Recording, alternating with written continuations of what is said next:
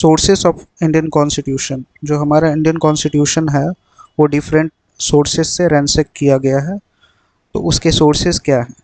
सबसे पहले जो है, मैंने पहले से ही नोट्स बना के रखा है और ताकि टाइम वेस्ट ना हो,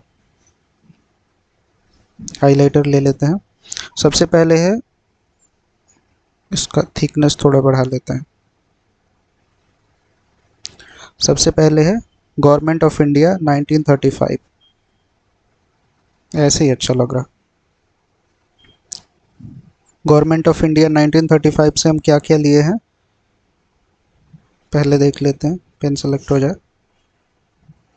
से फेडरल स्ट्रक्चर लिए हैं, उसके बाद ऑफिस ऑफ गवर्नर लिए हैं। फेडरल स्ट्रक्चर में जो स्टेट और सेंटर के बीच में जो रिलेशन होगा वो फेडरल स्ट्रक्चर में आता है। ऑफिस ऑफ गवर्नर हो गया।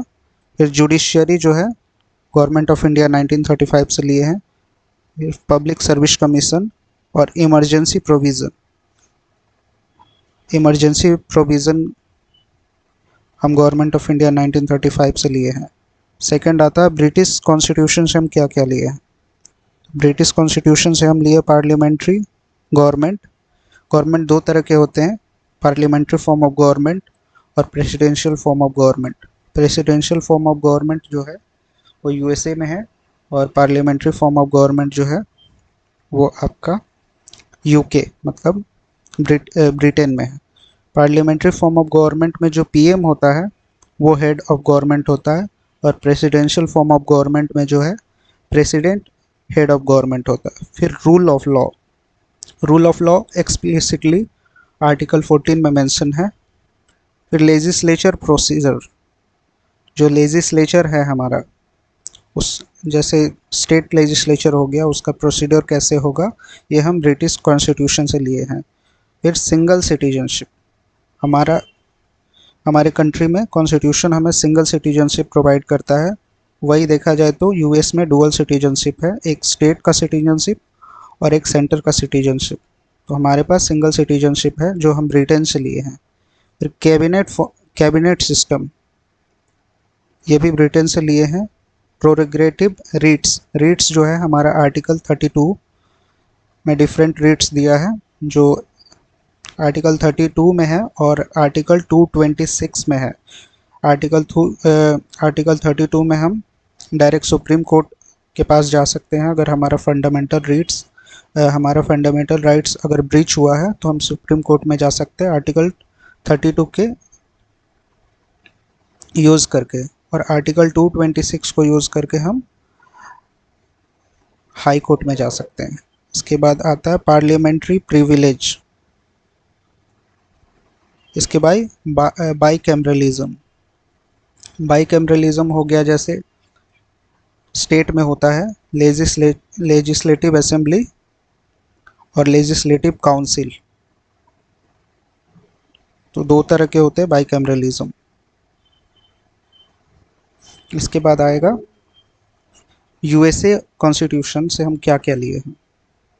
यूएसए के कॉन्स्टिट्यूशन से हम क्या क्या लिए हैं, तो सबसे पहले फंडामेंटल राइट्स लिए हैं। जो फंडामेंटल राइट्स है हमारा आर्टिकल 12 से लेकर आर्टिकल 35 तक फंडामेंटल राइट्स है। इसके बाद इंडिपेंडेंट जुडिशरी, जो जुडिशरी है हमारा वो इंटीग्रेटेड और इंडिपेंडेंट है। फिर जुडिशियल रिव्यू, जो हमारा सुप्रीम कोर्ट है या अदर जुडिशरी है उसके पास किसी भी लॉ जो आर्बिट्रेरी है उसको रिव्यू करने का प्रोसीडर उसके पास पावर है। इम्पीचमेंट जनरली प्रेसिडेंट का होता है और रेस्ट अदर का रिमूवल होता है। फिर आता है रिमूवल ऑफ जज ऑफ हाई कोर्ट और सुप्रीम कोर्ट। सुप्रीम कोर्ट और हाई कोर्ट के जज को कैसे रिमूव करते हैं, इसका प्रोसीड्योर यूएसए कॉन्स्टिट्यूशन से लिया गया है। इसके बाद वाइस प्रेसिडेंट का जो पोस्ट होता है वो भी यूएसए के कॉन्स्टिट्यूशन से ही लिया गया है। अब आते हैं आयरिश कॉन्स्टिट्यूशन। आयरिश कॉन्स्टिट्यूशन से हम डीपीएसपी लिए हैं, directive principle of state policy, जो किसी भी लॉ को बनाने में जो हमारा गवर्नमेंट है उसको गाइडेंस प्रोवाइड करता है। नॉमिनेशन ऑफ राज्यसभा मेंबर, जो हमारे प्रेसिडेंट होते हैं वो कुछ मेंबर को नॉमिनेट करते हैं राज्यसभा में। इसके बाद इलेक्शन ऑफ प्रेसिडेंट, प्रेसिडेंट का जो इलेक्शन होता है वो हम किस तरह से होता है, वो आयरिश के कॉन्स्टिट्यूशन से लिए हैं। इसके बाद हम देखेंगे कनाडा के कॉन्स्टिट्यूशन से क्या क्या लिए हैं। फेडरेशन ऑफ स्ट्रॉन्ग सेंटर, जो हमारा सेंटर है वो स्टेट के अकॉर्डिंग स्ट्रॉन्ग है, मतलब उसके पास ज़्यादा पावर है। और जो रेसिड्यूरी पावर जो बचता है स्टेट और सेंटर के बीच में, आर्टिकल हमारा आर्टिकल 3 तरह के लिस्ट लिस्ट को बोलता है। सबसे पहले स्टेट लिस्ट है, फिर सेंटर लिस्ट है, और कॉन्करेंट जो पावर है वो डिवाइड किया हुआ है। तो जो पावर बचता है वो सेंटर के साथ रहेगा। Appointment of governor bye centre, जो गवर्नर का पोस्ट है वो प्रेसिडेंट उसको अपॉइंट करता है। फिर advisory power of supreme court, supreme court जो है वो प्रेसिडेंट को डिसीजन मेकिंग में चाहे तो एडवाइस कर सकता है। जो प्रेसिडेंट है वो चाहे तो सुप्रीम कोर्ट से एडवाइस ले सकते हैं। ऑस्ट्रेलियन कॉन्स्टिट्यूशन अब आ रहा, ऑस्ट्रेलियन कॉन्स्टिट्यूशन से हम कंकरेंट लिस्ट लेते हैं। जो जो पावर ना सेंटर में वैसे पावर जो सेंटर और स्टेट दोनों ही उस पर लॉ बना सकते हैं। बट अगर कोई पावर सेंटर ने बना लिया है और उस पर अगर स्टेट ने बनाया है और उस पर सेंटर भी बना रहा है तो सेंटर का जो पावर है वो प्रीवेल करेगा। ज्वाइंट सीटिंग होता है। अगर कोई भी लॉ है जो लोकसभा से पास हो गया बट राज्यसभा से नहीं पास हो रहा है, या डेडलॉक हो गया दोनों के बीच में, तो ज्वाइंट सीटिंग जो हमारा स्पीकर है वो ज्वाइंट सीटिंग बुला के उस डेडलॉक को समाप्त करते हैं। Freedom of trade and commerce and intercourse, ये कॉन्सेप्ट भी हम ऑस्ट्रेलियन कॉन्स्टिट्यूशन से लिए हैं। इसके बाद आ रहा है जर्मन कॉन्स्टिट्यूशन। जर्मनी के कॉन्स्टिट्यूशन से हम लिए हैं suspension of fundamental rights during emergency.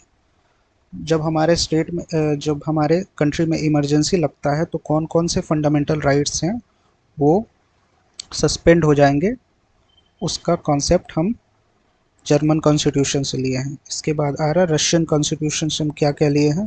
तो फंडामेंटल ड्यूटीज़ है, फंडामेंटल ड्यूटीज़ आर्टिकल 51A में दिया गया है। इसके बाद social economic and political justice जो हमारे प्रियम्बल में मेंशन है वो हम रशियन कॉन्स्टिट्यूशन से लिए हैं। इसके बाद आ रहा फ्रेंच कॉन्स्टिट्यूशन। फ्रेंच कॉन्स्टिट्यूशन से हम लिबर्टी, इक्वलिटी और फेटर्निटी जो हमारे प्रियम्बल में मेंशन है वो हम फ्रेंच कॉन्स्टिट्यूशन से लिए हैं। इसके बाद आ रहा अफ्रीकन कॉन्स्टिट्यूशन से हम क्या लिए हैं। तो अमेंडमेंट ऑफ कॉन्स्टिट्यूशन जो हमारा आर्टिकल 368 है उसके अकॉर्डिंग हम कॉन्स्टिट्यूशन में डिफरेंट अमेंडमेंट कर सकते हैं। तो उसका कॉन्सेप्ट जो है अफ्रीका के कॉन्स्टिट्यूशन से लिया गया है। इसके बाद इलेक्शन ऑफ राज्यसभा मेंबर, जो राज्यसभा मेंबर का इलेक्शन होता है उसका कॉन्सेप्ट भी हम अफ्रीका के कॉन्स्टिट्यूशन से लिए हैं। अब लास्ट बचता है जापानीज़ कॉन्स्टिट्यूशन। जापानीज़ कॉन्स्टिट्यूशन से हम लिए हैं प्रोसीड्योर एस्टेब्लिश बाय लॉ। दो तरह की चीज़ें होती हैं, एक ड्यू प्रोसेस ऑफ लॉ और एक होता है प्रोसीड्योर एस्टेब्लिश बाय लॉ। जो अमेरिकन कॉन्स्टिट्यूशन है वो ड्यू प्रोसेस ऑफ लॉ को फॉलो करती है, बट हमारा इंडिया का कॉन्स्टिट्यूशन है वो दोनों को फॉलो करती है, procedure establish by law and due process by law. Procedure establish by law में हम कहते हैं कि जो अगर कोई लॉ बना हुआ है उसके अकॉर्डिंग हम डिसीज़न देंगे, चाहे वो लॉ मतलब सही हो या गलत हो उसको हम नहीं देखेंगे, बस देखेंगे कि वो लॉ मेंशन है कि नहीं। और ड्यू प्रोसेस ऑफ लॉ बोलता है उसके कॉन्स्टिट्यूशनलिटी को देखता है कि वो जो लॉ बना है वो सही है कि नहीं, उस चीज़ को हम ड्यू प्रोसेस ऑफ लॉ में देखते हैं। तो हम जनरली दोनों फॉलो करते हैं अपने अपने डिसीज़न को वाइड बनाने के लिए। तो इतना काफ़ी है आज के लिए। मैंने पहले से ये नोट्स बना के रखा था ताकि दिक्कत ना हो। आप चाहे तो इसको पॉज करके नोट कर सकते हैं। चलिए, धन्यवाद।